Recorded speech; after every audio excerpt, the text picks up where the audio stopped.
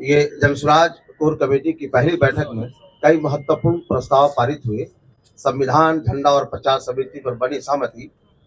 2 अक्टूबर 2024 को जनसुराज अभियान के राजनीतिक दल के परिवर्तन होने के बाद राज्य के 125 सदस्यीय कोर कमेटी की घोषणा की गई थी। आज 15 दिसंबर को राज्य कोर कमेटी की पहली बैठक पटना में आयोजित की गई। बैठक में जनसुराज के अभियान सूत्रधार प्रशांत किशोर, पार्टी के कार्यवाहक अध्यक्ष मनोज भारती, कोर कमेटी के सभी सदस्य, सभी जिला अध्यक्ष, जिला महासचिव शामिल हुए। पार्टी को मजबूत करने के लिए और जनसुराज की सोच को जन जन तक पहुंचाने के लिए कई प्रस्तावों पर चर्चा हुई और सर्वसम्मति से कई अहम प्रस्ताव पारित हुए। आज की बैठक में पारित हुए प्रस्ताव इस प्रकार है। 125 सदस्यीय कोर कमेटी से 25 सदस्यीय कार्यकारिणी परिषद का गठन। दूसरा, संगठनात्मक चुनाव, नामांकन और उसकी प्रक्रिया का निर्धारण। तीसरा, प्रदेश स्तर पर 10 उपाध्यक्ष, 10 महासचिव, 10 प्रवक्ता और 5 सचिव का चयन। चौथा, जनसुराज के झंडा और लोगों पर सहमति। पांचवा, जनसुराज के संविधान पर चर्चा और संवाद। छठा, 11 सदस्यीय प्रचार समिति, विधानसभा प्रभारियों और जिला पर्यवेक्षकों का चयन। सातवां, जननायक कर्पूरी ठाकुर जी की जयंती पर कार्यक्रम की परियोजना। आठवां, प्रखंड स्तर पर समाज के सभी वर्गों के बीच 2500 से अधिक जनसुराज संवाद का आयोजन। नौवां, युवाओं के नेतृत्व में राज्यव्यापी बाइक यात्रा का आयोजन। 10वां, बिहार विधानसभा चुनाव हेतु उम्मीदवारों की चयन की प्रक्रिया पर चर्चा। कोर कमेटी की बैठक में उपरोक्त सभी प्रस्तावों पर व्यापक चर्चा हुई और सभी प्रस्ताव सर्वसम्मति से पारित किए गए।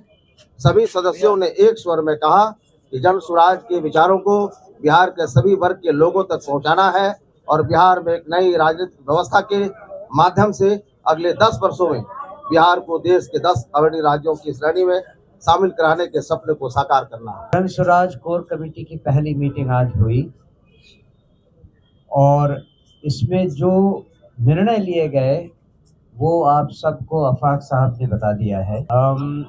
इसके बारे में विस्तार से एक प्रेस रिलीज भी जारी हो जाएगा। मेरे ख्याल से अभी अपने आप कुछ और कहने की जरूरत नहीं है।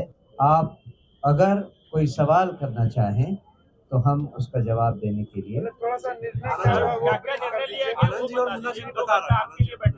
अगर कुछ और डिटेल्स में आपको इसके बारे में जानना है तो मैं रिक्वेस्ट करूंगा हमारे साथी आनंद मिश्रा जी को और किशोर कुमार मुन्ना जी को कि वो आपको डिटेल्स के बारे में अवगत करवाएं।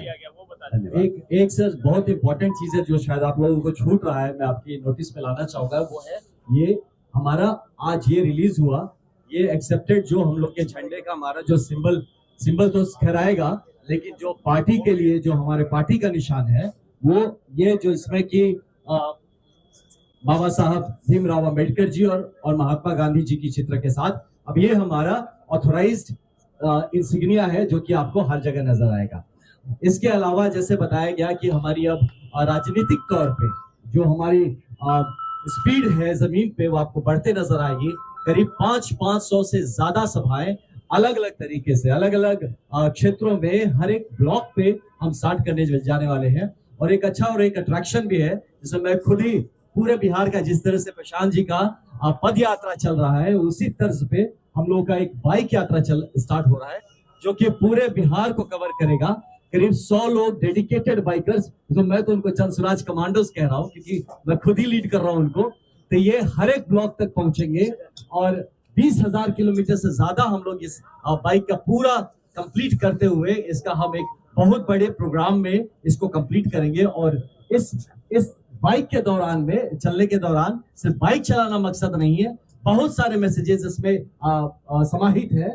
साथ में हमारे संगठन को मजबूती से किस तरह से एक्टिवेट किया जाए, जो हमारे 1 करोड़ से ज्यादा संस्थापक सदस्य बने हैं उनको किस तरह से फ्रंट लाइन पे लाया जाए, हमारे लोकल नेतृत्व जो लोकल हमारे नेता हैं उनको किस तरह से उजागर हो। जो कि आप कहते हैं कि जनसुराज के नेता का चेहरा खोजते कि प्रशांत जी के अलावा और कौन है, तो अब इसको हम बाइक के माध्यम से जो पहुंच रहे हैं तो ब्लॉक पे हमारा जो नेता है नेतृत्व है वो आपको सामने नजर आता हुआ दिखेगा। और चुनाव की क्या प्रक्रिया होगी कैसे हमारे भावी उम्मीदवार चुने जाएंगे, उसकी प्रक्रिया पर विस्तार से चर्चा हुई। उसके बारे में जो निर्णय हुआ वो अभी आगे भी उस पर बातचीत होनी बाकी है, फिर उसको हम सार्वजनिक करेंगे। जो राज्य पदाधिकारियों की संख्या पर चर्चा हुई, उसमें 10 उपाध्यक्ष और 10 महासचिव बनाए जाएंगे। उसके अलावा 5 सचिव। इनकी सहायता के लिए 20 जिला पर्यवेक्षकों की नियुक्ति, जो कि जिलों में चुनाव प्रक्रिया के ऊपर विस्तृत जानकारी रखेंगे और उनकी जिम्मेदारी होगी कि पूरी चुनाव प्रक्रिया को कैसे व्यवस्थित किया जाए, उस पर ध्यान रखेंगे और उसमें पार्टी की सहायता करेंगे। इसके अलावा पार्टी में 10 प्रवक्ता होंगे जो आपसे सीधे सीधे संवाद समय समय पर करेंगे। जो 4 उपचुनाव हुए और एक एमएलसी का चुनाव हुआ, उसके ऊपर भी गंभीर रूप से चर्चा हुई कि कहां पर क्या त्रुटि रह गई और क्या उसका समाधान है। सब जो मेंबर्स हैं उनकी सहायता से इस बात पर सहमति बनी कि उन समस्याओं से सीख लेकर उसका समाधान इस आगे आने वाले चुनाव में उसको व्यवहार में लाया जाए। हमें बहुत सारी चीजें सीखने को मिली हैं, उसके अनुसार ही हम आगे आने वाले दिनों में जिस तरह से हम चुनाव लड़ेंगे उसके बारे में तैयारी की जाएगी। ये जो कोर कमेटी की मीटिंग हुई है, एक तरह से ये जो 2025 में होने वाले चुनाव के लिए बिगल फूंक दिया गया है। इसमें ये तय हुआ है कि किस प्रणाली से हम लोग अपना उम्मीदवार चुनेंगे, और आपको बता दें कि ये तय हो गया है कि मई या जून तक हम लोग अपना उम्मीदवार डिक्लेयर कर देंगे कि हमारे किस क्षेत्र से 243 का पूरे कॉन्स्टिट्यूंसी में किस क्षेत्र से कौन उम्मीदवार होगा, उसका निर्णय हम लोग सार्वजनिक कर देंगे। तो एक डिसीजन अभी आपको दिखाया गया इस लोगों के बारे में, वो एक बहुत महत्वपूर्ण फैसला लिया गया है। उसके अलावा ये हमने प्रशांत जी ने 2 अक्टूबर को ही डिसाइड करके आपको बता दिया था कि हम फरवरी एंड या मार्च की बिगिनिंग में गांधी मैदान में एक बहुत बड़ी सभा करके अपने मजबूत इरादों का ऐलान करेंगे। तो उसके लिए 3 डेट्स पे डिसीजन लेना बाकी है। ये रविवार के दिन होगा, 23 फरवरी या 2 मार्च या 9 मार्च। इन तीनों डेट्स में से किसी एक डेट के बारे में हम चर्चा करके आपको फाइनल चीज बताएंगे। इसके अलावा ये भी निर्णय लिया गया है कि महामहिम श्री कर्पूरी ठाकुर जी के ऊपर, उनके योगदान के ऊपर, उनके जन्मदिन के ऊपर 24 जनवरी को एक विशाल सभा की जाएगी। और ये कार्यक्रम केवल एक जगह नहीं, डिफरेंट प्रखंडों में भी किया जाएगा।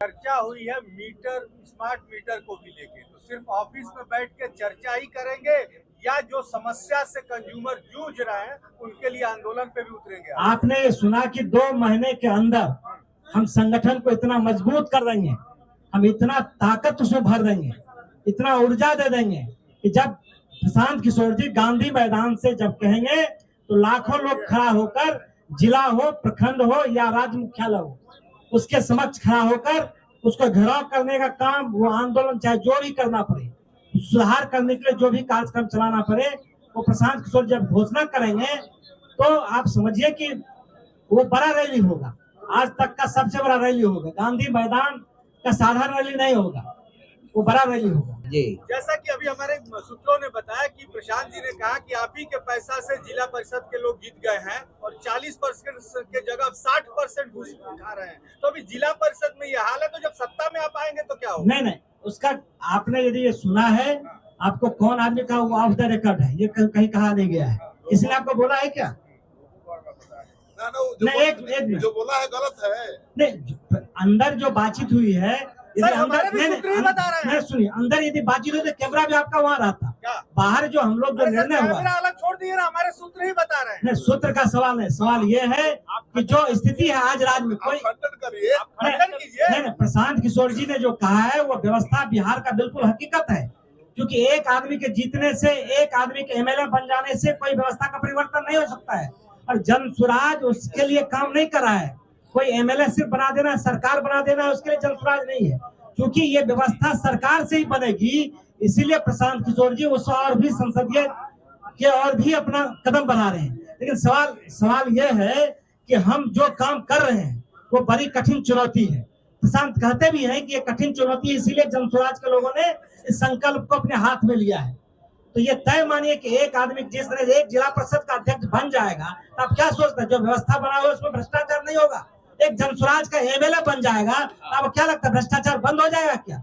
जब तक सरकार नहीं बदलेगी तो पूरा व्यवस्था नहीं बदल पाएगी। तो प्रशांत किशोर जी समग्रता में उन्होंने बात किया है। एमएलसी चुनाव Next में question. पैसा बांटने का वीडियो वायरल हुआ है और अच्छी गलत हुआ है, बातें कर रहे पैसा हैं। बांटने सर, जो आप लोगों ने कहा है पैसा बांटने का जो अध्यक्ष जी को दीजिए। नहीं बोल रहे हैं, बता देते हैं, फिर अध्यक्ष साहब पूछ रहे हैं। पैसा बांटने का जो आरोप है, मैं स्पष्ट कहता हूं, यदि पैसा बांटने का ये हम लोग काम करते तो इमामगंज चुनाव नहीं हारते। 4 दिन पहले तक चुनाव जीत रहे थे, लेकिन 4 दिन के जब चुनाव बचा तो सरकार के एमएलसी चुनाव नहीं, एमएलसी का मैं आता हूँ। जो हमारे उम्मीदवार थे एमएलसी के, वो आर्थिक रूप से बहुत संपन्न आदमी थे। जो कोर चुनाव के 4 दिन पहले बैठक हुई, मैं आपको ऑन द रिकॉर्ड बता देता हूँ, उसमें कैंडिडेट थे, उसमें प्रशांत किशोर जी थे, उसमें 2 और लोग थे, मैं था उसमें। कैंडिडेट ने कहा कि मैं प्रत्येक आदमी को 2-2 हजार रुपया देने में सक्षम हूँ। प्रशांत किशोर जी ने कहा कि पैसा बांट कर करेंगे तो जन स्वराज उससे कोई वास्ता नहीं रखेगा। तो प्रशांत किशोर जी, मैं मानता हूँ कि आज के समय में चूंकि चुनाव को भ्रष्ट तरीके से उसको एक तरह से डिफंड कर दिया गया है, तो लोग तो चाहते हैं भाई पैसा, लोग आप पैसा दीजिए, लोग नहीं लेंगे क्या? बहुत सारे लोग पैसा बांटे हैं, लेकिन हमने पैसा नहीं बांटा, इसीलिए हम सेकेंड आए। यदि पैसा बांटते, मैं कहता हूँ चुनाव जीत जाते। लेकिन प्रशांत किशोर जी का इसमें विश्वास नहीं है, क्योंकि चुनाव जीतने से पहले जब जो लोग चुनाव जीतता है तो वो पैसा स्वयं बांटता है, और जब सवाल पैसा लेकर आप जीतिएगा तो सवाल है कि वो पैसा फिर आप ही से वसूल लेंगे। तो प्रशांत जी तो यही बोलते हैं। नहीं, आप लोग का वीडियो वायरल हुआ, हमारा सवाल ये नहीं, बात वीडियो एक मिनट, आप जो कह रहे हैं जिला परिषद के बारे में, तो जिला परिषद के बारे में प्रशांत जी का यही विचार था कि यदि मेरा कैंडिडेट भी कोई जीत के गया है मेरे टिकट पर और मेरे प्रयास से मैं जिताया हूँ, और वो भी करप्शन करता है, तो इसको मैं नहीं छिपाऊंगा। ये उनका बड़प्पन है कि कहा कि यदि मेरा आदमी, मेरा डिस्ट्रिक्ट बोर्ड का आदमी जिसको मैंने जिताया, यदि उसने भी करप्शन किया है तो उसको मैं कंडेम करता हूँ। ये उनका विचार था, न कि उन्होंने ये कोई स्वीकार किया है कि हमने पैसे देकर जिताया है। ये बात नहीं है, हमने जिताया।